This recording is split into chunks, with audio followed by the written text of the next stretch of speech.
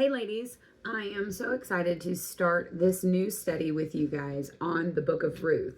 The story of Naomi, Ruth, and Boaz is just one that really shows God's great love for just the ordinary people. So what I want to talk about a little bit first is just kind of the temperament of the land at this time, so we can have an understanding of why some of the things that happen in the story of Ruth are so significant.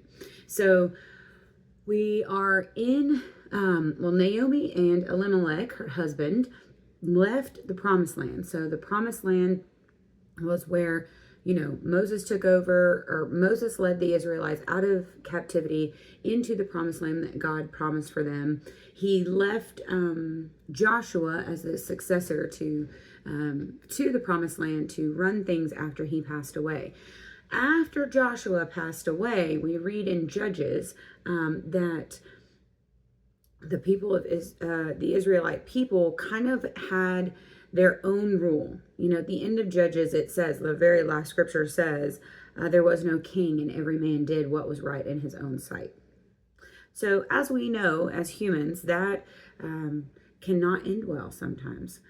So the land, the people, there was a struggle. It was a tumultuous time. The Israelites were constantly rebelling and sinning against God. God would bring a judge in to help direct and re-guide them. They would come back to God, and then it would happen all over again. It was just this vicious cycle. And so we see the family, this is in the time of Judges, that Naomi and Elimelech moved away from the promised land. And it's stated that he didn't plan on being gone long, but he ended up being in the land of Moab for at least 10 years. And during this time, he died, Elimelech, Naomi's husband, and their two sons passed away. But before their sons passed away, they married two women from Moab, Orpah and Ruth. When the sons died, Naomi decided she was going to go back to the land of her God and her father. So she was going to return to Judah. And so she was from the tribe of Judah. So she was returning to Judah. And when she did this, she told her daughter-in-laws that, they could stay. She prayed that God would bless them and watch over them. And Orpah decided to stay, and Ruth just couldn't do it. It's interesting when we read, because it says that Naomi, kissed them goodbye. And back then, a kiss was very significant. So there was 4 types of kisses in this culture, and it was a greeting kiss was the most familiar ones we see, and then the departure kiss. And these things signified like what was happening. So when Naomi kissed her daughter-in-laws goodbye, she was parting with them. She was saying, I'm departing, you're staying. And this was significant because they were family. But Orpah decided to move on, and Ruth couldn't, find herself able to return the kiss to Naomi in part ways. And so we read that Naomi really tries to talk Ruth out of this. What am I going to do for you? I don't have any kids for you to marry, and all of these things. But Ruth says, basically, please don't force me to stop following you. In verse 16, Ruth's response to all of Naomi's, pressures to stay are significant, because one of the things that Ruth states is that she is willing to have your people be my people and your God be my God. Where you die, I will die, and that's where I'll be buried. And this is significant, especially for the time, because where you were buried was really important. Prior to Abraham, it wasn't as significant as after Abraham buried Sarah. So when Sarah died, Abraham purchased land. At that point, he was in a foreign land, and he didn't have any land to his name, but he purchased land so that he could bury Sarah.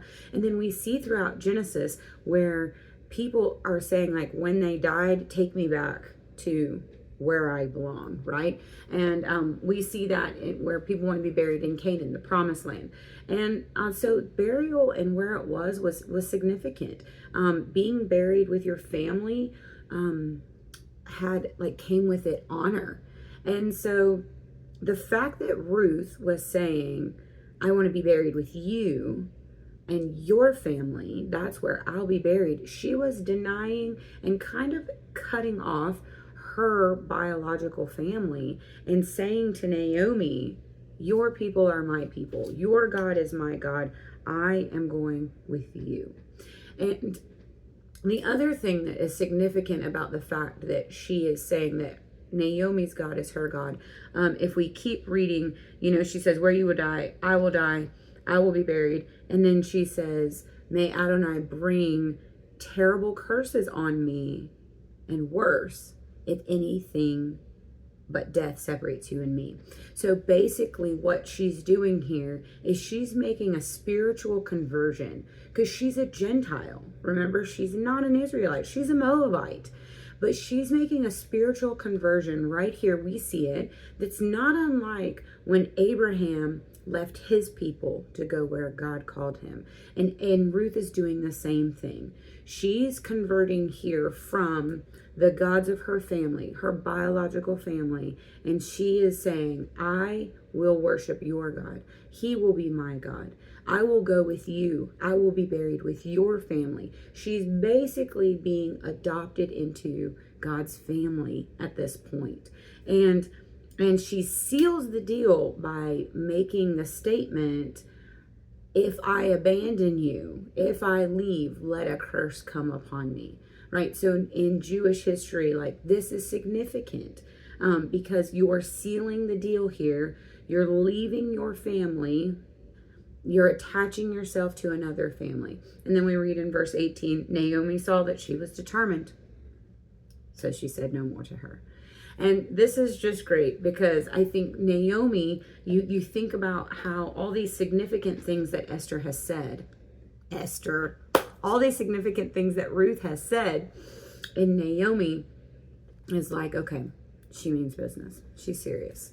All right, so that's all we're going to get through for week 1, but through it all, we're going to see, through the book of Ruth, we're going to see God show up in many, many ways. But this very beginning part just kind of helps us see the significance in what Ruth did by leaving what she had, her family, her culture, and going and making this spiritual conversion to Naomi's God and our God.